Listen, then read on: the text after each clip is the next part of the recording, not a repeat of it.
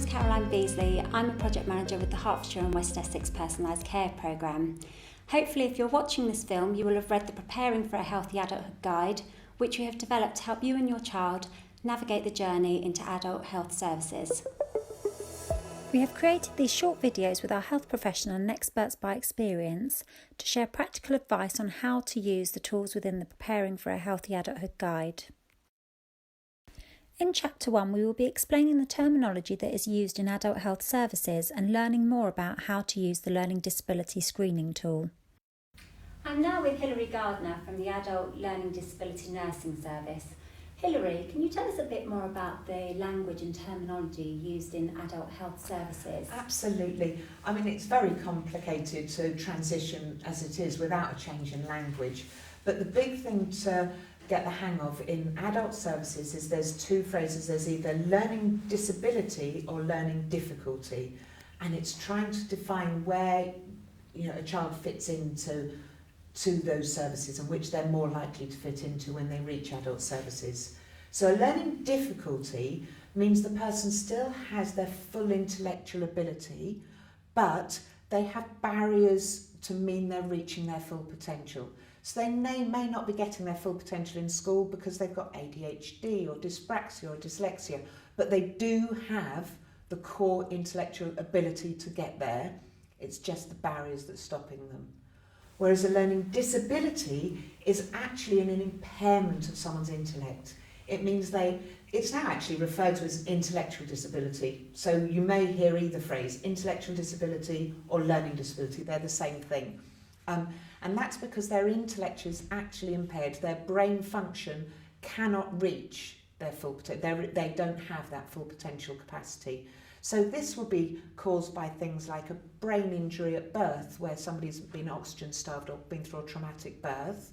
It could be an injury within the womb, such as fecal alcohol syndrome, or it could be an injury after birth, such as a car accident where the brain injury through something like that. Or it could be a chromosomal thing, such as Down syndrome or Prader-Willi syndrome, or something like that. And also there's things like autism with an additional learning disability, but autism in itself is not a learning disability, that's a learning difficulty, but you may also have a learning disability if the intellect is impaired as well. So it is a complex situation. If you like, what I can do is run through the screening programme, which is what now is advised to be used. We can run through that with my colleague Gavin to sort of show how you can try and establish whether a child falls into learning difficulty or disability. That'd be brilliant. Yes, please do. So if I can just introduce you to Gavin Howcroft, who's my colleague. Gavin is an expert by experience advisor for the Learning Disability Service, and Gavin's just going to help me explain a bit more about this screening process. So within screening, the definition of learning disability is an IQ below 70, but there isn't a process for people to get an IQ test. There isn't a standard system for that.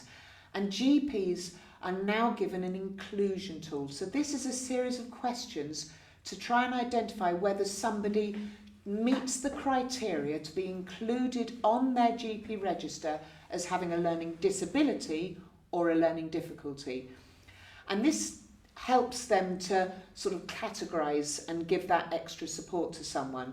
It is not a diagnostic, it's an inclusion criteria. Now there's an adult one for GPs, but there is also on the guide a link to one that can be used to help you establish whether a child meets that inclusion criteria. So once you've done that, you would use that information to go and have a discussion with the GP, outlining what the guide showed you, what the inclusion tool showed, what the outcome was of it, and discussing with that GP whether that meant the person should be on the register as a learning disability, and discussing then what that enhanced service is. So Gavin, I just want to whiz through this. I know you're not a child, you are an adult now, a Yes. 30-year-old man. Yep. But if you can just pull yourself back to around about the age of 13, Yep. what I'd like you to do is just answer these questions which are on the inclusion tool. So if a parent went and did this online inclusion tool, these are the questions they'd be asked. So it just helps them sort of process how it would work. So the first one says, what sort of support level at school did you get? So do you want to talk through where you went to school? Yes, I went to a special needs school, Right. and there was lots of people together and things, so lots of people with different learning disabilities. And so it wasn't a mainstream school? No, it wasn't a mainstream, no. And I had support with extra help in classroom and extra time with the teacher, and the classes were smaller, which meant we got more focused time with. Okay, lovely, that's really helpful. So the next question is, thinking again, at the age of, say, 12, 13, what was your ability to tell the time? Could you read the time on an analogue clock? Sorry, what's an analogue clock? Oh, that's the one with hands. Oh, not numbers. Sort of, yes, sort of. So if it said it was 25 to 3, would you know it's 25 to 3, or would you sort of say it was somewhere around about 3 o'clock, or would you know? I would sort of think of it where it's getting nearer to 3 o'clock. Right, So, okay. yes. So the question asks, would you know within 5 minutes? So possibly not within 5 minutes, okay. No. And what about reading? How could you read? How good was your reading? My reading wasn't that great, but it got better as I went along through school. Okay, so it asks, could you read 3 simple sentences without making any mistakes? No. You'd have made some I would have mistakes. made some mistakes, Okay, yes. yeah. And the next is about writing, the same again? My writing, my writing's not great at No, all. I can vouch for that. Sometimes it's quite tricky to... Yes. You can write, Yes. but it's hard to sort of always work out what it is you're saying, isn't it? Yeah. What about using the loo? Yes, I can use the loo fine. No problems there, okay. And what about tying your shoelaces? No, tying my shoelaces was something I used to find really difficult Right, when I okay. was a child, yes. Okay. And what about things like recognising people's emotions? Would you know if someone was happy or sad or angry or distressed or... Sometimes I'd actually feel that I couldn't understand people's emotions. So I could understand if someone was happy, Yeah. but if someone just sort of said, not now, Gavin, I'd straight away think, oh my God, I'm in trouble, I really don't know why I'm in trouble, why am I in trouble? Yeah, so you couldn't So always I couldn't read always understand that they might be busy. frustrated about something. Yeah, Yes, busy. Yeah, yeah. Perfect. Right, okay. And what about friends? Did you have friends that were true friends? Yes, I had a good few friends, and I've got a friend who I'm still really good friends with now. Right, and they're not people you're related to? No. And they're people of the same age as you? Yes. Yeah, that's the definition of a friend. It's sort Yeah. of not sort of an enforced person. It's a true Yeah. friend. Yeah. Okay. And what about?